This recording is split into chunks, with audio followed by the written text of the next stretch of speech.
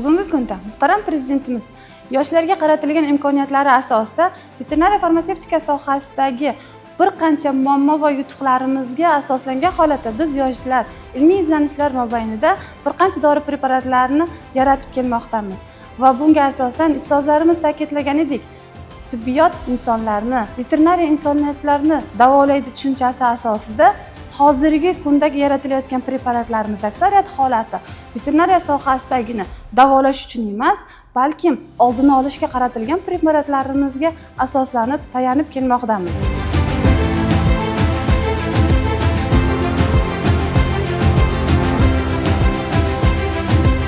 Hozirgi kunda yaratilayotgan preparatlarimizdagi bizga xom ashyolarimiz va laboratoriya jihozlarimiz yetarli holatda ta'minlanganligi biz yoshlarga juda xursand qilmoqda va katta ilmiy izlanishlarimiz olib borishimizda katta imkoniyatlar yaratib kelmoqda.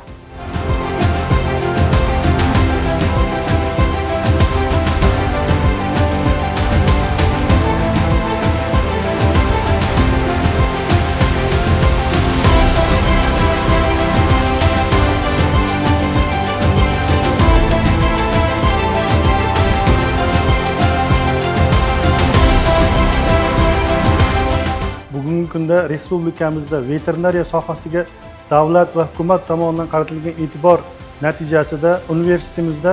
yangi tashkil etilgan veterinariya farmatsevtikasi, farmakologiya va toksikologiya kafedrasida universitet olimlari jamoasi tomonidan ko'plab yangi preparatlar va loyihalar amalga oshirilmoqda. Yangi tayyorlanayotgan dori vositalari qishloq xo'jaligi hayvonlarining kasalliklarini davolashda, ularning mahsuldorligini va rezistentligini oshirishda keng miqyosda qo'llanilmoqda.